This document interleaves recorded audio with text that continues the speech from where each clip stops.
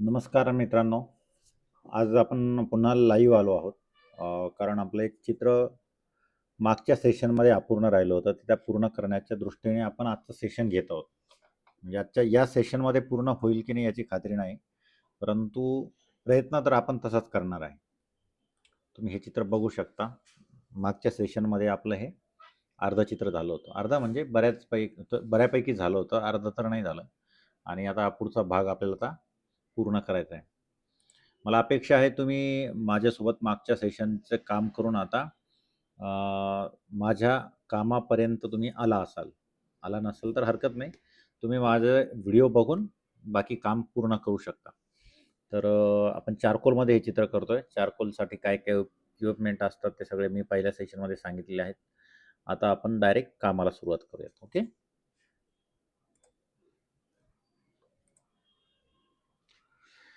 Okay. Charcoal पेन्सिलनेच आपण continue करतोय.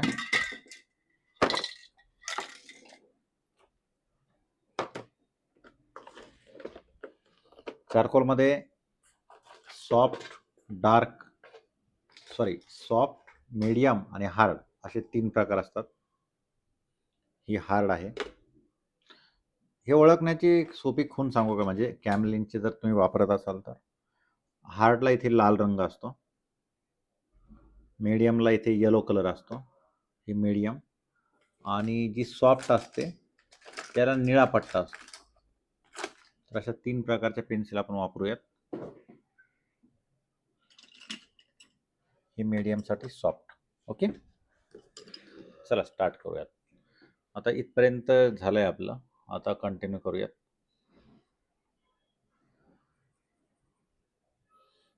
Hard pencil वापरतोय मी.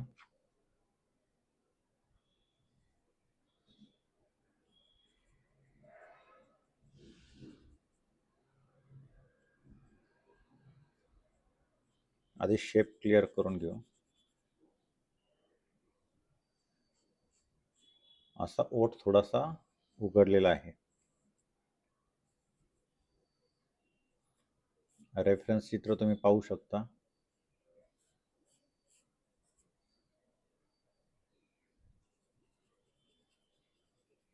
आता या चित्राचं मुख्य वैशिष्ट्य काय आहे, तर याच्यावर असलेले वॉटर ड्रॉप्स, पाण्याचे थेंब दाखवणं खूप मोठी गोष्ट आहे असं अनेकांना वाटतं. खूप अवघड गोष्ट आहे असं अनेकांना वाटतं. आणि मला बरेच लोक, म्हणजे माझे स्टुडंट कायम म्हणत असतात की हे कसं काढायचं. तर माझं नेहमी हेच सांगणं असतं की हे अतिशय सोपी गोष्ट आहे.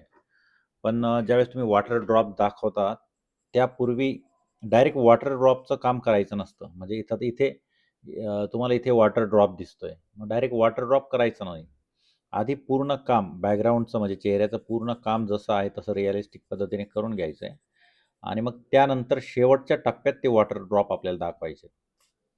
त्यामुळे घाई न करता आधी पेशन्स ठेवायचे आणि हे पूर्ण काम तुम्ही एका, जी तुमची पद्धत आहे कामाची त्या पद्धतीत काम करून घ्यायचं आहे.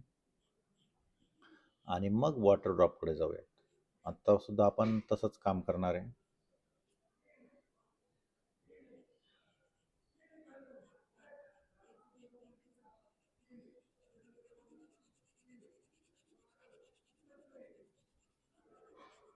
मी हार्ड पेन्सिलच वापरतोय.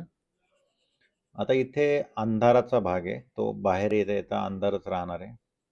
आणि मग मात्र खालचा ओठ हा वरच्या ओठाच्या तुलनेत खूप लाईट आहे. म्हणजे त्याच्यावर जास्त उजेड असल्यामुळे त्याच्यावर अंधाराचा किंवा डार्क टोनचा प्रभाव कमी असेल आणि तेच आपल्याला दाखवायचं आहे. इथल्या ओठांवर आपल्याला डायरेक्ट हायलाईट्स पण दिसतो. ओठ ओले असल्यामुळे तिथे पाण्याची चमक दिसते, ती आपल्याला दर्शवायची आहे. त्यासाठी मी इथे बघा, इथला पार्ट मी काय केलंय तसाच सोडलाय. ओके, मी थोडासा झूम करून दाखवतो म्हणजे तुम्हाला आणखी क्लिअरिटी येईल.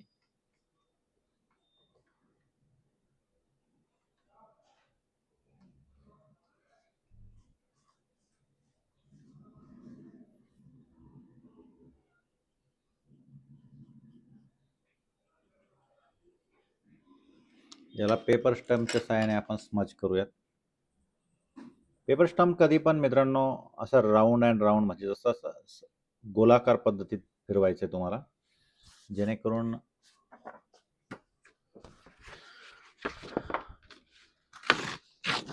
इथे लाईन्स दिसणार नाही, स्पॉट दिसणार नाही.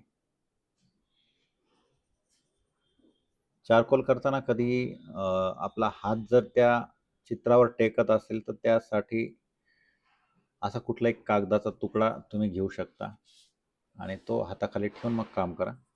म्हणजे मग तुमचा हात खराब होणार नाही म्हणून नाही, तर तुमचं चित्र खराब होऊ नये म्हणून. चित्रकारांनी हात खराब होऊ नये याची काळजी कधी करू नये. चित्रकार म्हणल्यावर रंग हे लागणारच. आणि चित्रकाराचे हात रंगाने भरलेले असणं हे कदाचित अभिमानाची गोष्ट आहे माझ्यासारख्या चित्रकारासाठी तरी. तुम्हीही तसाच विचार करत असाल अशी अपेक्षा करतो. कारण चित्राचं सगळं आयुष्यच हे रंगाभोवती फिरत असतं. मग एखाद दोन रंगाचे शिंतोडे किंवा डाग त्याच्या चेहऱ्यावर, हातावर किंवा कपड्यांवर लागले तर त्याचं काय वाईट वाटून घ्यायचं नाही. अर्थात प्रत्येकाची विचारसरणी वेगळी असते, प्रत्येक जण वेगळा विचार करतो. पण माझा तरी असाच विचार आहे.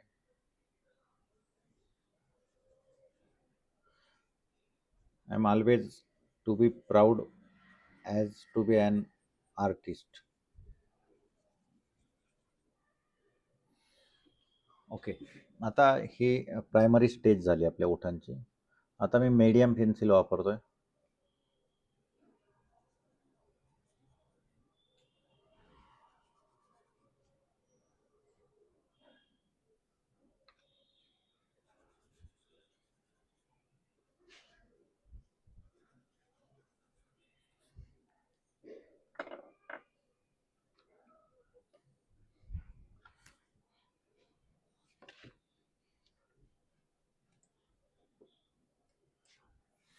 आता मीडियम पेन्सिल बघा. आता हा जो भाग आहे तो लाईट दिसला पाहिजे आणि आणखी डार्क काम इथे करायचं.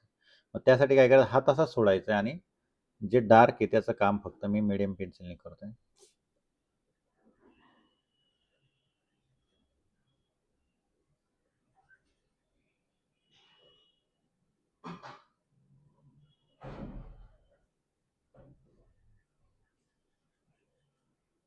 आता आधी हे थोडासा हा जो पार्ट आहे वरचा थोडा जरा जास्त झाला आहे माझ्याकडून. त्याला आपण थोडंसं इरेज करून कमी करूयात, म्हणजे काम करताना क्लिअरिटी येईल.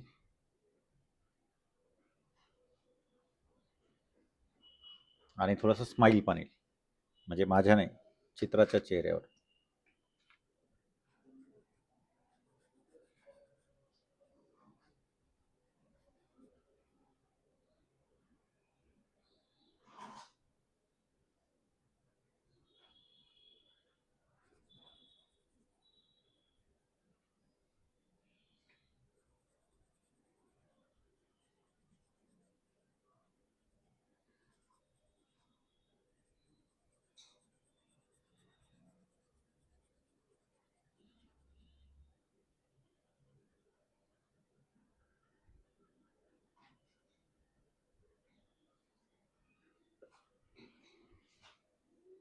परत पेपर स्टम्प घेतोय मी आणि जो डार्क भाग दाखवला त्याला थोडंसं आणखी स्मज करून घेतो.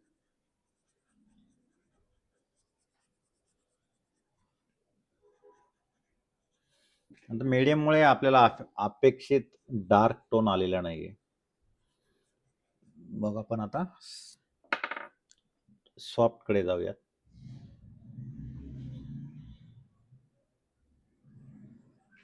आता सॉफ्टचं काम करताना दोन टप्पे आहेत आपल्याला.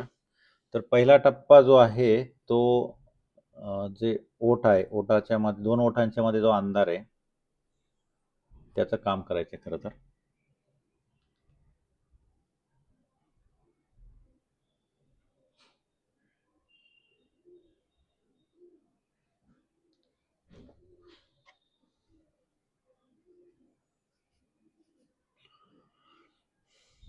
म्हणजे आपल्याला आयडेंटिफाय होईल की आपल्याला जो म्हणजे जागा आयडेंटिफाय होईल की जे आपल्याला रिफ्लेक्शन टोन द्यायचा आहे कुठे, वरच्या ओठाच्या खालच्या बाजूला. तर तो कुठून वर द्यायचा आहे, हा मधला अंधार आहे. त्याला पेपर स्टम्पने एकदा स्मज करून घेऊयात.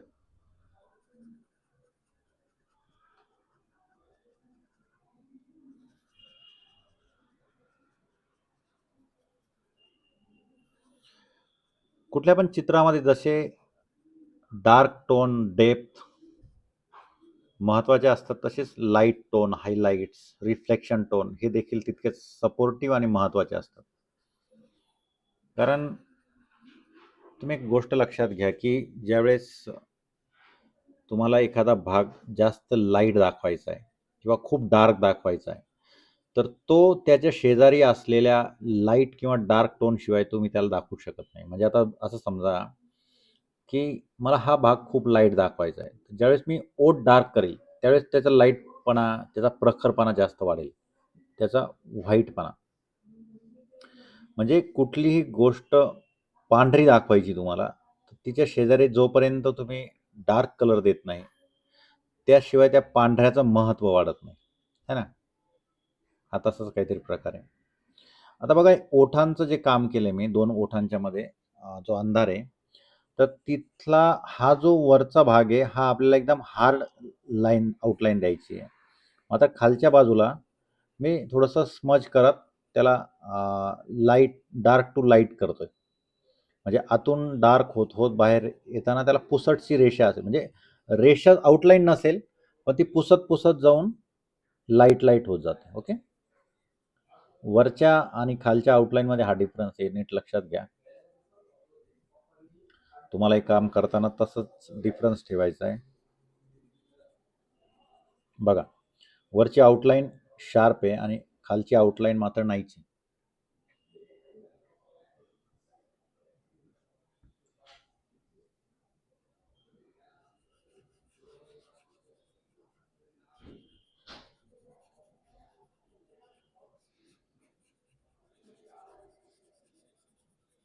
मी सॉफ्ट पेन्सिल वापरतो, नीट लक्षात घ्या. आता इथे जर तुम्ही चित्रात बघितलं रेफरन्समध्ये, तर इथे तुम्हाला रिफ्लेक्शन लाईट दिसतंय.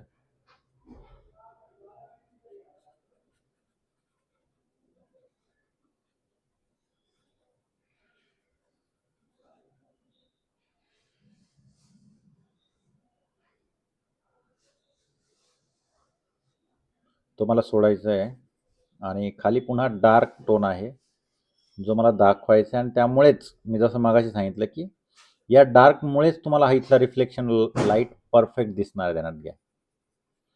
त्यामुळे त्याला निग्लेक्ट करून चालणार नाही.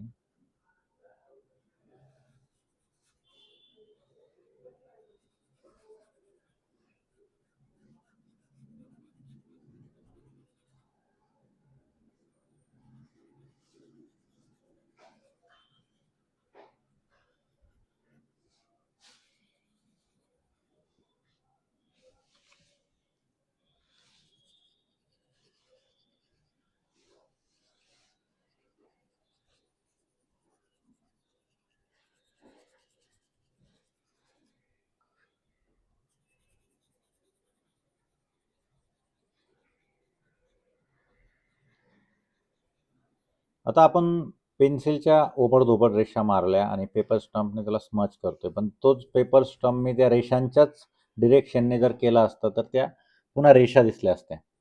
हे स्मूथ काम दिसलं नसतं. ते स्मूथ दिसावं म्हणून आपण असं राऊंड अँड राऊंड, म्हणजे सर्क्युलर पद्धतीने, गोलाकार पद्धतीने स्मजिंग करत असतो पेपर स्टंपच्या साहाय्याने, ध्यानात असू द्या. आता ही जी शॅडो दिलेली आहे, याला पण मी आउटलाईन दाखवत नाहीये, याला थोडं स्मज करत खाली लाईटच्या दिशेने त्याला स्मच करतोय.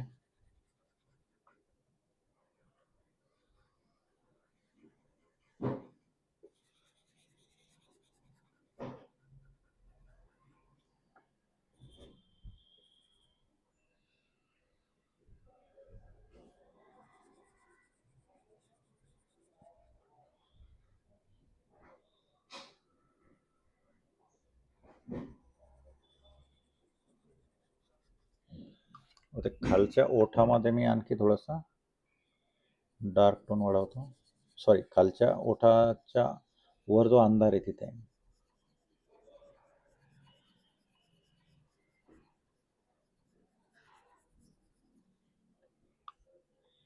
आणि त्याला स्मच करत पुन्हा आपण खालच्या बाजूला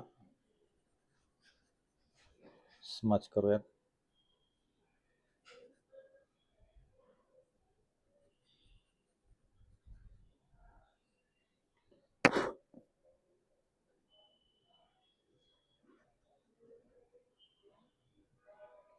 ओके. आता वरच्या बाजूला आपल्याला तुझा अंधार दाखवायचा आहे आणि इथे रिफ्लेक्शन लाईट सोडायचं आहे. तो खूप महत्त्वाचा आहे रिफ्लेक्शन लाईट. त्यामुळे त्याची त्रिमितीयता म्हणजेच 3D नेस जो आहे त्या वरच्या ओठांचा तो त्याला गोलाकार दिसणार आहे. आवर्जून बघा मी ब्लॅक कलर म्हणजे sorry dark colour, soft colour कुठं देतोय आणि कुठं लाईट सोडलेला आहे.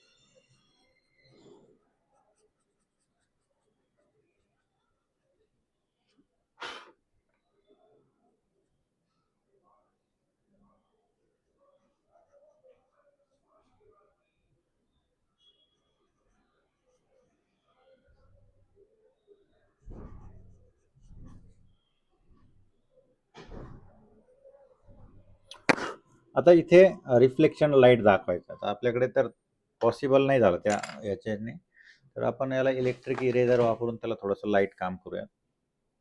किंवा इलेक्ट्रिक इरेजरपेक्षा यालाच आपण क्ले इरेजरला थोडंसं टोक करून किती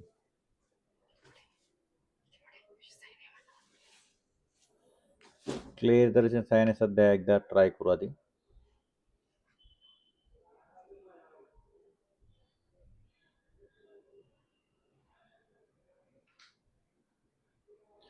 रिफ्लेक्शन लाईट म्हणजे खूप हार्ड लाईट नसतो. त्यामुळे फार काही लाईट करण्याची आवश्यकता नाही.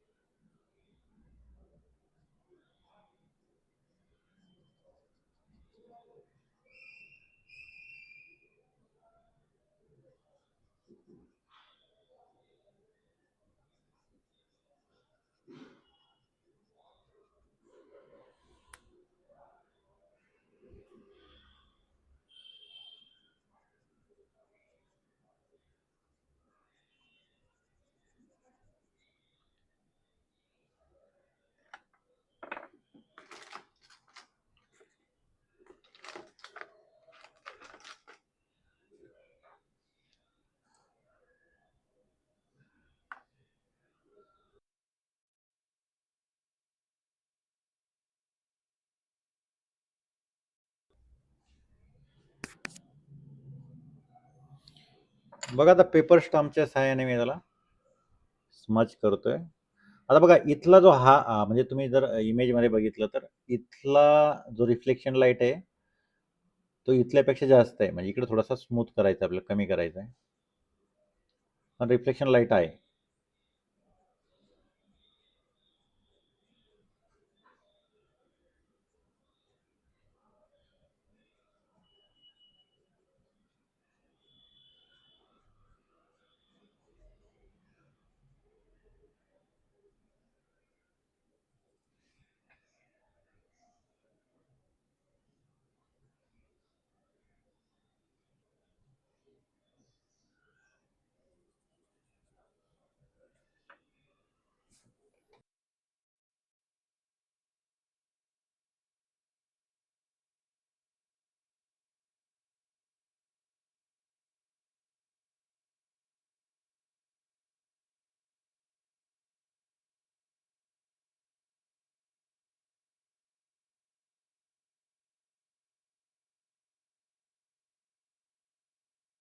आता खालच्या ओठाला आपण डिटेलिंग करूयात.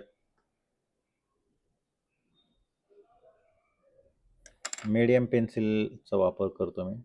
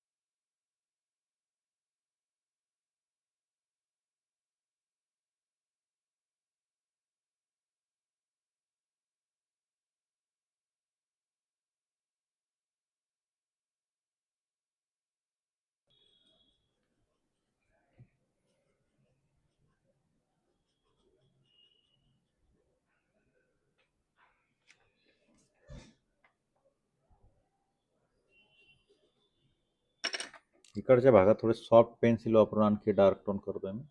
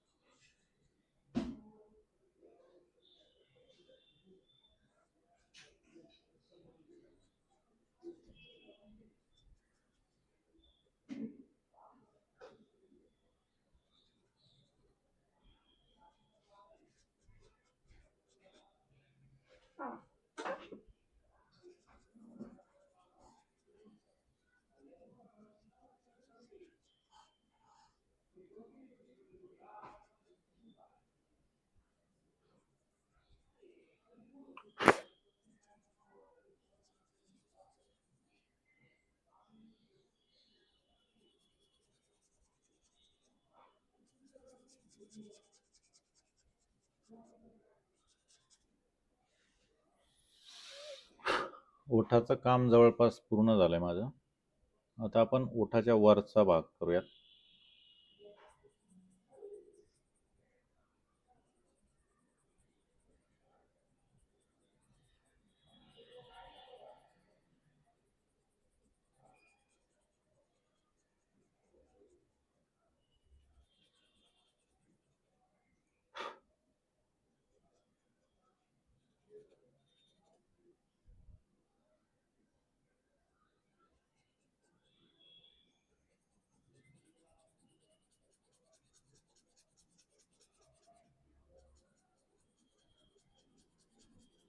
बऱ्याचदा तुम्हाला असं प्रॉब्लेम येत असेल की ज्यावेळेस आपण स्मज करतो पेपर स्टम्पच्या साहाय्याने, त्यावेळेस खालचा पेपरचे काही असे कण त्याच्या सोबत येऊन कदाचित पेपर फाटल्यासारखं म्हणा किंवा स्मजिंग व्यवस्थित होत नसेल,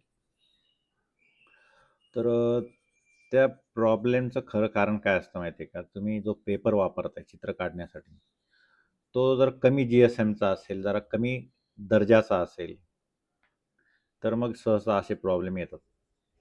कमी दर्जाचा म्हणजे काय?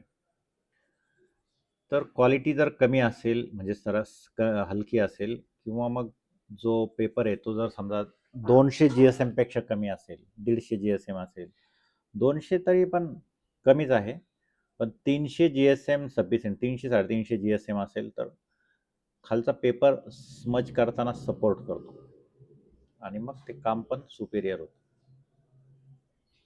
जर समजा तुम्ही पेपर खूप कमी जाडीचा वापरला, तर तुम्हाला ते काम करताना त्याचा ड्रॉबॅक दिसतो आणि तोटे म्हणजे खूप होतात, की काम करता येत नाही मनासारखं, इफेक्ट होत नाही. जसं आता मी किती स्मज केलं तरी ह्या कागदाला काहीच होत नाही. अपेक्षित रिझल्ट मला मिळतोय. तो रिझल्ट मिळवायचा असेल तर तुमच्या इक्विपमेंट म्हणजे पेन्सिल्ससोबतच तुमचं कागद देखील तितकाच चांगला असणं खूप गरजेचं आहे, ध्यानात ठेवा.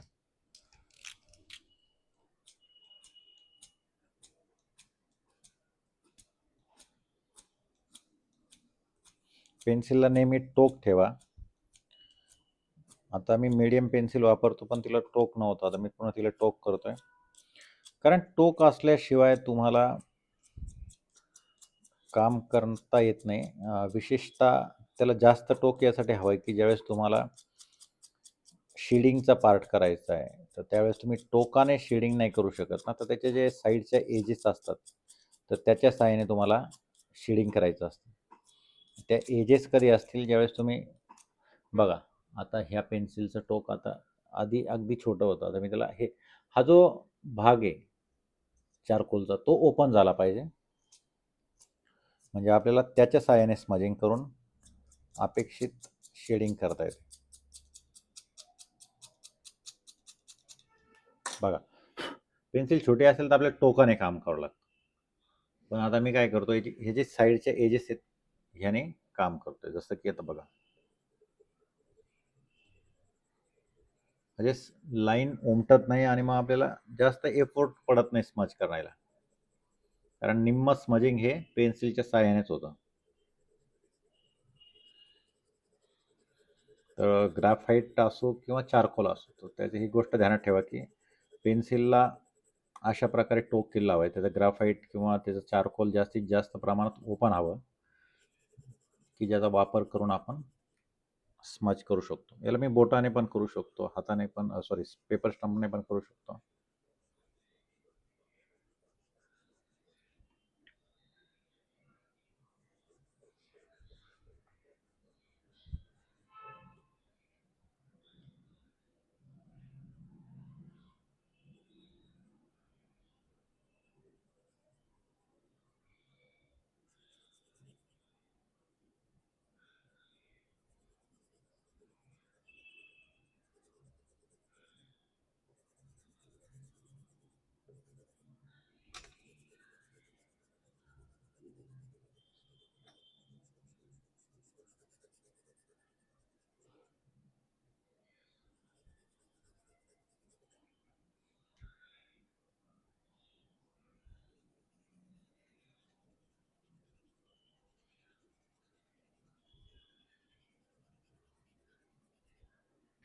आता हा जो भाग आहे याला आउटलाईन शार्प नाही. तुम्ही जर त्याच्यात बघितलं ते आउट ऑफ फोकस गेल्यावर ज्यावेळेस एखादी गोष्ट कशी ब्लर दिसते, त्याप्रमाणे दिसते. म्हणजे सगळा फोकस जो आहे कॅमेऱ्याचा, DSLR कॅमेरा बघा तुम्ही कसा असतो.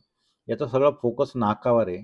त्यामुळे नाकाची आउटलाईन एकदम शार्प आहे. पण त्याच्यासोबत त्याच्या पलीकडे असलेल्या जे काही एलिमेंट्स आहेत, त्याची आउटलाईन एकदम ब्लर झालेली. तर आपण पण तसंच दाखवायचा प्रयत्न करू. म्हणजे आपलं काम आणखी रिअलिस्टिक होईल.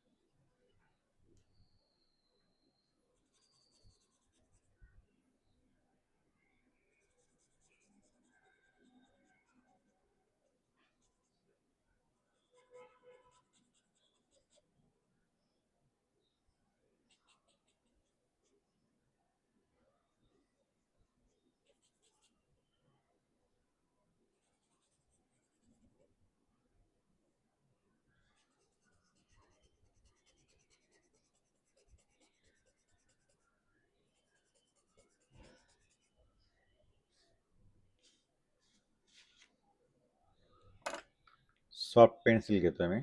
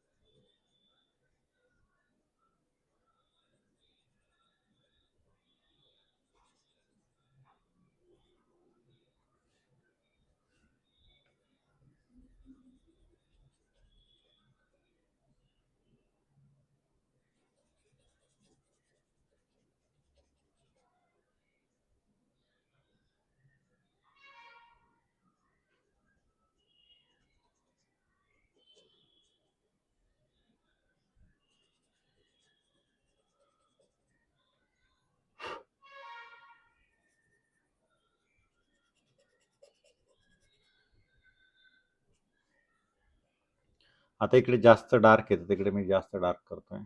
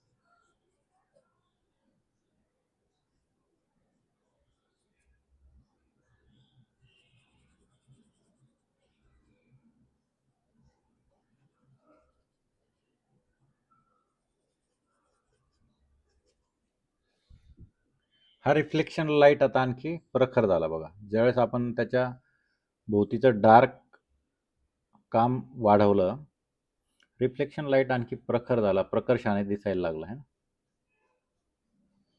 हेच मी मगाशी तुम्हाला सांगत होतो की जोपर्यंत तुम्ही आपण एक्स्ट्रीम डार्क काम करत नाही तोपर्यंत त्याचं लाईटचं महत्त्व वाढत नाही, किंवा जोपर्यंत आपण लाईट ठेवत नाही जास्त त्याशिवाय डार्कचं महत्त्व वाढत नाही. लाईट आणि डार्क हे दोन्ही कलर एकमेकावर डिपेंड आहेत आणि त्याचं योग्य नियंत्रण करणं जोपर्यंत तुम्हाला येत नाही, तोपर्यंत तुम्ही चित्रातली जादू म्हणजे अ, छाया आणि प्रकाशाची जादू तुम्ही साधू शकणार नाही.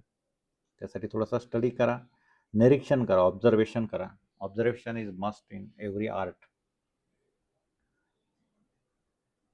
ऑब्झर्वेशन केल्याशिवाय तुम्हाला त्या गोष्टी लक्षात येणार नाही. त्यासाठी इंस्टाग्राम असेल, फेसबुक असेल, ट्विटर असेल किंवा ज्या ज्या प्लॅटफॉर्मवर तुम्हाला आर्टिस्ट भेटतील, त्यांची कामे बघा. बघा म्हणजे फक्त साधं न बघता त्याचं निरीक्षण करा, की ही कुठली शेड वापरली असेल, कसं केलं असेल. अवेलेबल असतील तर त्यांची व्हिडिओज बघा. व्हिडिओजमधून तुम्हाला बऱ्याच गोष्टी कळतात. भले त्यांनी काही डायलॉग नसेल केलेला, परंतु ते व्हिडिओमध्ये तुम्हाला टेक्निक लक्षात येतं. कारण तुम्ही ज्यावेळेस काम करता स्वतः, त्यावेळेस तुम्हाला एखादं काम बघितल्यावर कळतं, की "अरे हां, याने असं केलंय काय?" म्हणजे त्यातून आपली डेव्हलपमेंट होण्याची शक्यता जास्त असते. त्यामुळे शिकण्याची प्रोसेस बंद नका करू. शिकत राहा, बघत राहा, शिकत राहा, बघत राहा. त्याच्यातूनच खरा आर्टिस्ट घडतो.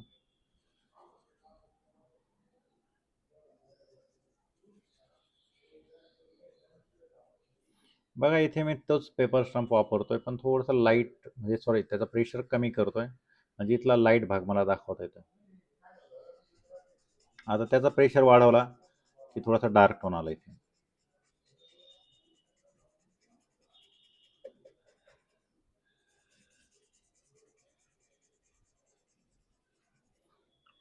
इथला लाईट भाग मला तसा ठेवायचा आहे.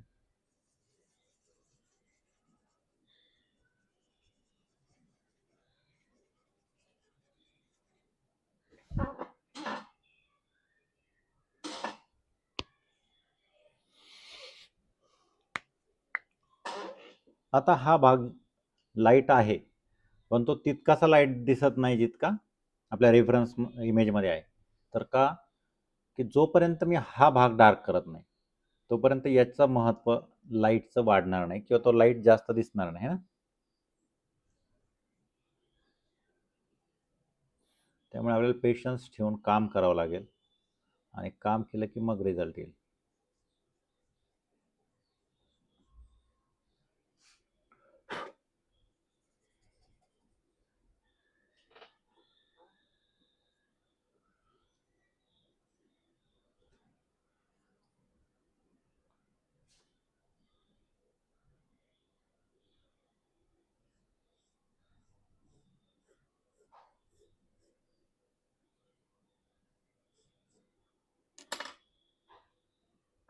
ही लाईन जरा चुकून झाली होती माझ्याकडून, तिला मी इरेज करतो आणि एक्सटेंड करूयात तिला.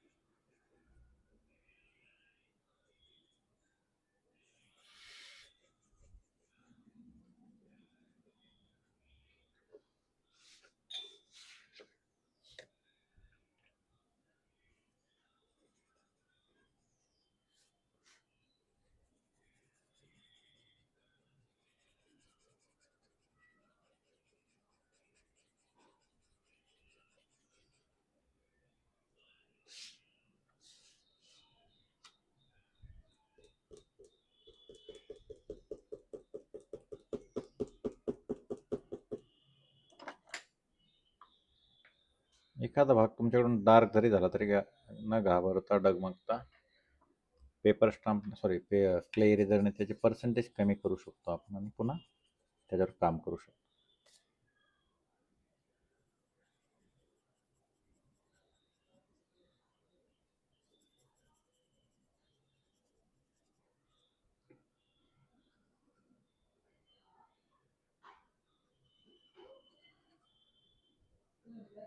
हे थोडंसं स्माइल दाखवण्यासाठी ही रेष खूप महत्वाची आहे.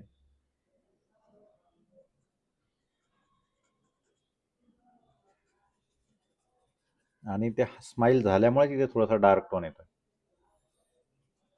खोलगटपणा निर्माण होता.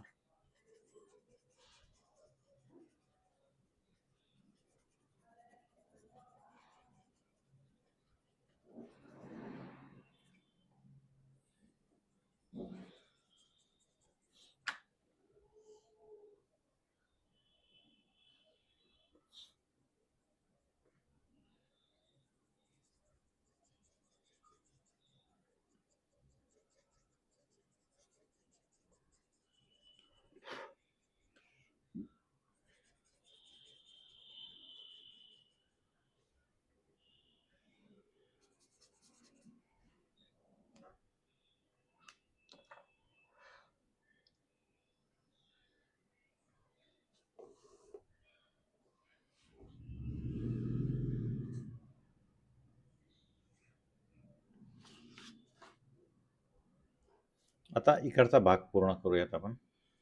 जसं मी तुम्हाला सांगितलं की काही गोष्टी फोकसमध्ये असतात, काही आउट ऑफ फोकस असतात. जसं की आता ही नाकाची आउटलाईन शार्प दिसते, पण ही ब्लर दिसते. तशीच इकडचा जो पार्ट आहे चेहऱ्याचा तो पण थोडासा ब्लर आहे, त्याची आउटलाईन थोडीशी ब्लर असणार आहे.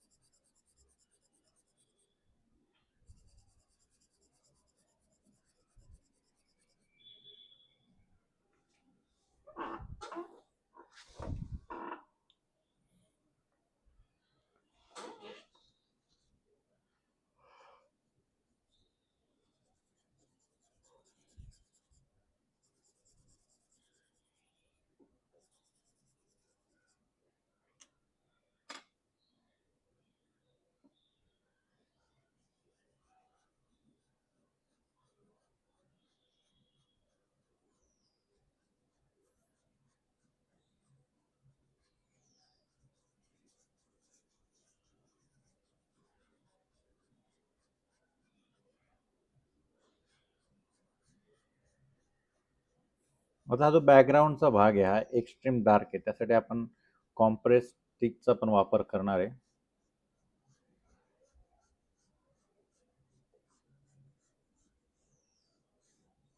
आता बघा याची जी आउटलाईन आहे मी ती थोडीशी धुसर करतोय, ब्लर करतोय.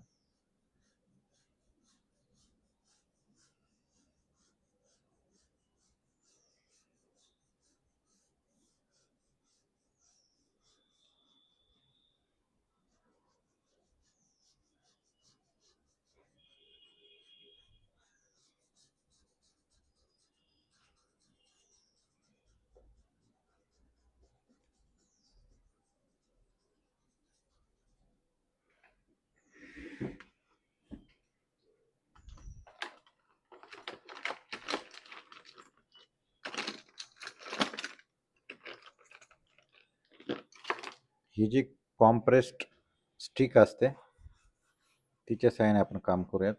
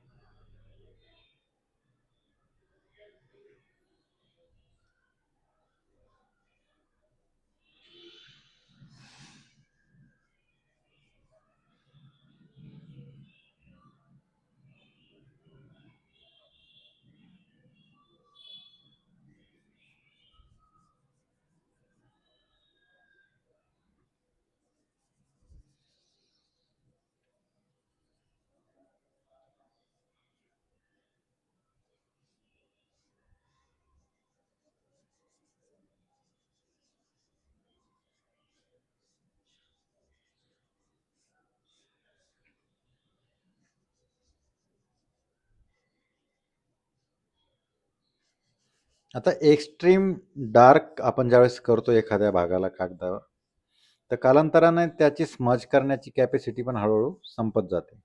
म्हणजे एक वेळ अशी येते की आता त्याच्यावर कुठली लेयर वापरली तर ती चालत नाही किंवा तिला आपण स्मज करू शकतो. आता ती स्टेज या कागदाची आली आणि मला वाटतं हे जे डार्क टोन आपल्याला मिळालेलं आहे, आता यापेक्षा आपल्याला पण आवश्यकता नाहीये. हाच सफिशियंट आहे आपल्यासाठी.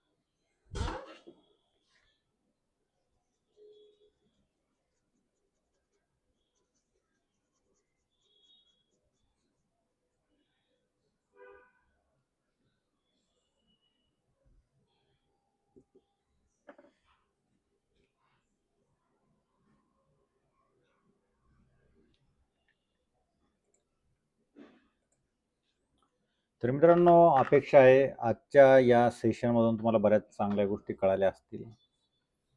चारकोलबद्दल बऱ्याच शंका दूर झाल्या असतील. आणखी काही शंका असतील तर तुम्ही कॉमेंट बॉक्समध्ये नक्की सांगा.